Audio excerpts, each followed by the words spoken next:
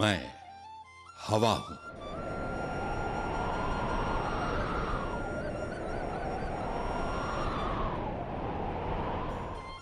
खुद को हवाओं के हवाले करके देखें, जिंदगी को पंख लग जाएंगे, खूबसूरत पंख। मुझे इसका एहसास है क्योंकि मैं अतीत से इतिहास का गवाह रहा हूं। मैं बीजों को अपनी बाहों में समेटे एक जगह से दूसरी जगह, एक देश से दूसरे देश ले लेके घुमाऊं और उन्हें अपनी नजरों के सामने जन्म लेते, पौधा बनते और फिर फूलों फलों से लदे बड़े बड़े सायादार पेड़ बनते देखा है। और खुददारी तो देखें इन बीजों की। इन्होंने जो भी जमीन से लिया उसे अपने आप को मिटाकर वापस अदा किया। इन बीजों की खुददारी देखकर आजादी पूर्व के मशहूर हिंदुस्तानी शायर इकबाल का शेर याद आ जाता है। मिटा दे अपनी हस्ती को अगर कुछ मर्तबा चाहे, कि दाना खाक में मिलकर गुले गुलजार होता है। इकबाल ने तो यह शेर काफी बाद में लिखा था, लेकिन गोरखों ने दुनिया को अपनी हस्ती मिटाकर जीने के सलीके बहुत पहले ही सिखाना शुरू कर दिए थे। कुछ इकबाल के इन्हीं बीजों जैसी दास्तां से हम आज रूबरू होंगे। जब पूरब से निकलती सूरज की किरणें नेपाल के इन ऊबड़ खाबड़ पहाड़ों के दरमियान बसे इस गोरखा राजशाही इलाके पर पड़ती है। कहते हैं 16वीं शताब्दी के संत बाबा गोरखनाथ के मानने वाले होने की वजह से यहां के लोग गोरखा कहलाए। कुछ दूसरे लोगों का कहना है कि यहां के लोग हिंदू आस्था के मुताबिक हमेशा से गौ रक्षक रहे और इसी वजह से गोरखा नाम पड़ा। दरअसल नेपाल जो आज नेपाल सा दिखता है, इसका सेहरा भी 18वीं सदी के गोरखा राजा पृथ्वी नारायण शाह के सर ही जाता है, जिन्होंने आपस में हमेशा लड़ते रहने वाली यहां की 24 रियासतों को एक किया। राजा पृथ्वी नारायण शाह की फौज गोरखा के नाम से जानी जाती थी। हम सब जानते हैं कि किसी समाज की कहानी कितनी भी अच्छी तरह क्यों ना कही जाए, दास्तां के कुछ न कुछ हसीन पहलू तो छूट ही जाते हैं। हवाओं के देवता होने के बावजूद मैं ये दावा नहीं कर सकता कि मैं हर संगे मिल, हर उस पन्ने को पेश कर सकूंगा जिसने अब तक के गोरखा इतिहास को सजाया संवारा और यादगार बनाया है। हां, मेरी कोशिश ये जरूर है कि हर उस दिलकश नजारे को पेश कर सकूं जिससे गोरखा तारीख को मुझसे कोई शिकायत न रह जाए। नेपाल को संगठित और मजबूत बनाने के बाद पृथ्वी नारायण शाह ने सिक्किम के एक बड़े हिस्से को अपनी बहादुरी का एहसास दिलाया। पृथ्वी नारायण शाह की मौत के बाद प्रधानमंत्री भीमसेन थापा का दौर आया, जिसने नेपाल की तस्वीर ही बदल के रख दी। इसके बाद एक समय आया जब गढ़वाल इलाके के शुभचिंतक हर्षदेव जोशी ने गोरखा फौज को दावत दी कि वो आए और लोगों की बेहतरी के लिए आए। हालात की नजाकत को समझते हुए गोरखा फौज ने हर्षदेव जोशी की दावत कबूल की और फिर काली नदी पार करके 1790 में कुमाऊं पे कब्जा कर लिया। इसके बाद तो जैसे गोरखा कौम पीछे मुड़ के देखना ही भूल गई। 1803 में गोरखों ने गढ़वाल पर फतह पाई और फिर अमर सिंह थापा के नेतृत्व में देहरादून भी हासिल कर लिया। बात यही नहीं हुई। गोरखा सोच अब ठाना है तो करना है। आगे बढ़ने की हद तो ये हो गई कि हवाओं पे सवार गोरखा फौज पंजाब के पहाड़ों को कब्जा करते हुए हिमाचल पहुंच गई और सतलुज नदी पे जाके रुकी। अब हुआ वही जो होना चाहिए। कहते हैं किसी भी बहादुर कौम को उसका हक मिल ही जाता है। इन सब इलाकों पर अब गोरखों की हुकूमत हो गई। लेकिन इसी बीच ब्रिटिश ईस्ट इंडिया कंपनी, जो कि खुद पूरे हिंदुस्तान को अपना गुलाम बनाने के ख्वाब बुने हुई थी, गोरखों की बहादुरी की खबरें मिलने लगी। अंग्रेज मुगलों की हुकूमत तो लगभग खत्म कर ही चुके थे और यही वजह थी कि उन्होंने गोरखों को कबाब में हड्डी मानते हुए भारत नेपाल सीमा के भुटवाल पोस्ट पर गोरखों पर हमला कर दिया। अब हवा का रुख बदला और जंग की तस्वीर भी। देहरादून में गोरखा सेनापति बलभद्र ने देहरादून के नाला पानी के घने जंगलों में खलंगा किले का मोर्चा संभाल लिया। यहां 3 ऐसी लड़ाइयां हुई कि अंग्रेजी फौजों के चेहरों पर हवाइयां उड़ने लगी।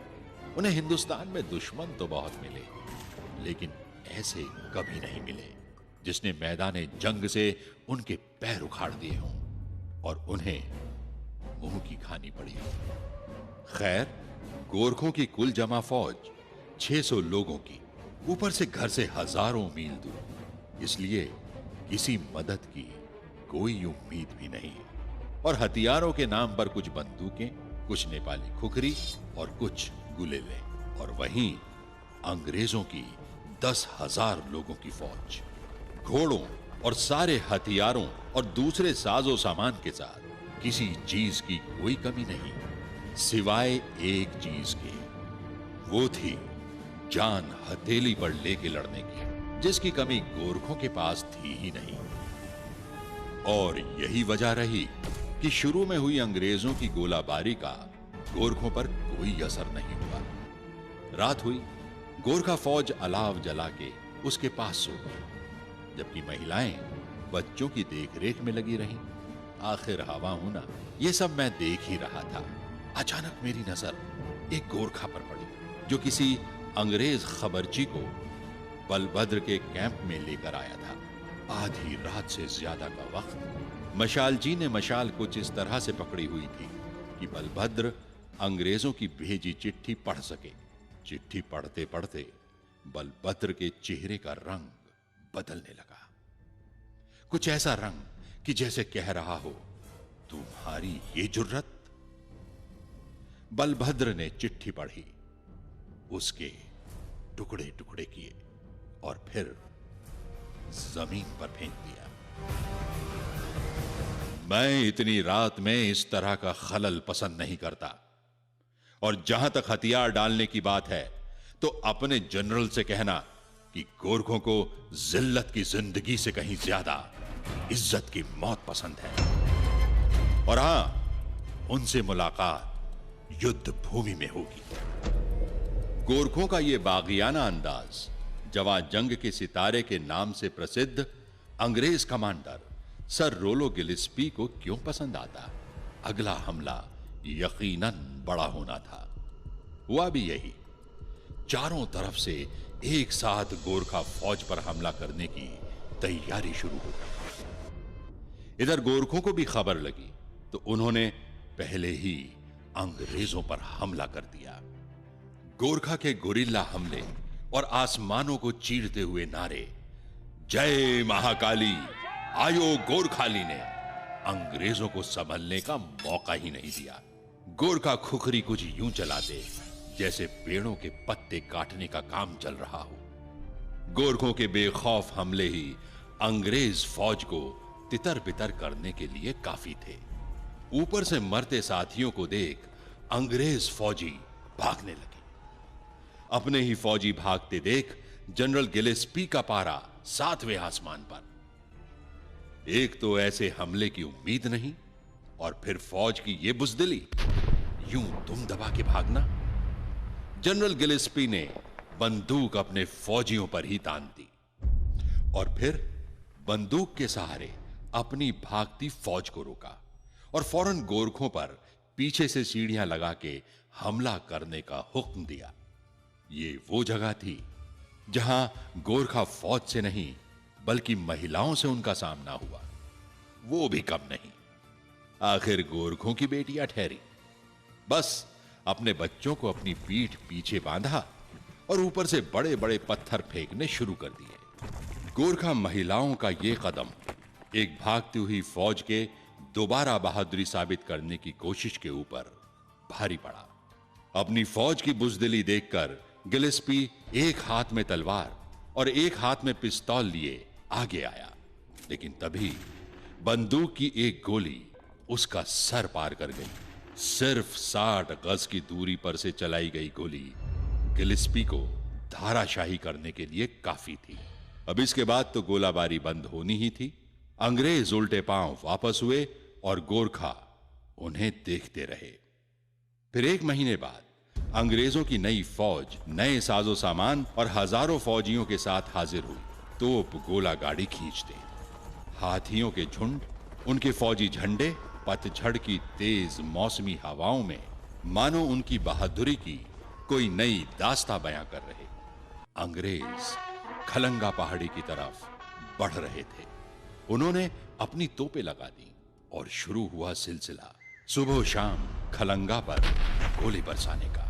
हां, इस बीच उन्होंने अंग्रेजी चाल चली और खलंगा की पानी सप्लाई का पता कर लिया।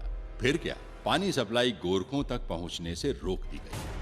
3 दिनों तक तो गोरखों के पास अपना पानी था, उससे काम चला। लेकिन फिर बिना पानी और लगातार गोलाबारी ने गोरखों को पस्त किया। बहुत से गोरखा मारे गए। तीसरे दिन बलभद्र और 70 दूसरे लोगों ने खलंगा का दरवाजा खोल दिया। गोरखों को अचानक सामने देखकर अंग्रेजों ने गोलाबारी बंद कर दी। बलभद्र ने ऐलान किया कि वो हारे नहीं हैं, अब अपनी मर्जी से लड़ाई से जा रहे हैं। किसी ने कोई गोली नहीं चलाई। गोरखा चलते चले गए और अंग्रेज फौजी देखते रहे। बलभद्र और उनके आदमी पैदल नीचे पहुंचे, सागर ताल नाम के पानी के स्रोत के पास। वहां सबने कई रोज की प्यास बुझाई, पानी भरा और फिर हिमाचल में अमर सिंह थापा की फौज में शामिल होने गए। बाद में रणजीत सिंह की फौज में शामिल होकर अंग्रेजों के खिलाफ अफगानिस्तान में फिर लड़े। अंग्रेजों ने खलंगा को नेस्तानाबूद कर दिया। आज एक बड़ी जंग की निशानियां समेटे चट्टाने और तोप गोले से गिरे पत्थर ही गोरखों की बहादुरी की दास्तानें बयां करते हैं। गोरखों ने अंग्रेजों का एक बेहतर फौज होने का गुमान तोड़ दिया था। गोरखों का यह नारा कि कायर हुनु भंदा मरनु रामरो, या कायरता की जिंदगी से मौत बेहतर है, अंग्रेजों की एक खास बात थी कि वो सच्चाई का सामना करने और हक की बात मानने से गुरेज नहीं करते थे। और यही वजह है उन्होंने सरेआम गोरखों की जज्बाए सरफरोशी, खुददारी और बहादुरी को कबूल किया और उसे इज्जत बख्शी। ये जंग खलंगा ही थी जिसने गोरखा के एक शेर दिल बहादुर और जंगजू कौम होने के किस्से को आम किया।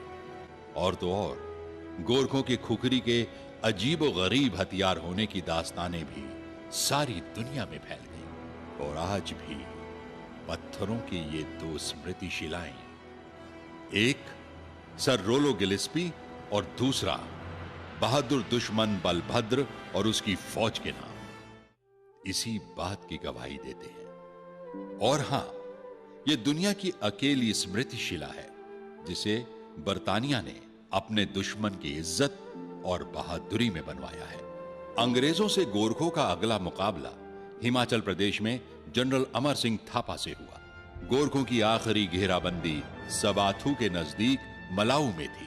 यहां भी कुछ वैसा ही हुआ कि दोनों में से कोई फतह याब नहीं हुआ और गोरखों की बहादुरी का लोहा मानते हुए अंग्रेजों ने गोरखा फौज का बाइज्जत अपने बुलंद फौजी झंडों के साथ नेपाल वापस जाने का करार किया। गोरखों और अंग्रेजों के करारनामे के वक्त तक गोरखों की गढ़वाल में 12, सिक्किम में 33 और कुमाऊं में 25 की हुकूमत हो चुकी थी। गोरखा रियासत सतलुज से तिस्ता तक फैली हुई थी। सगौली करारनामे के बाद गोरखों के जीते हुए 105,000 किलोमीटर के हर इंच का हकदार अंग्रेजों को बनाया गया।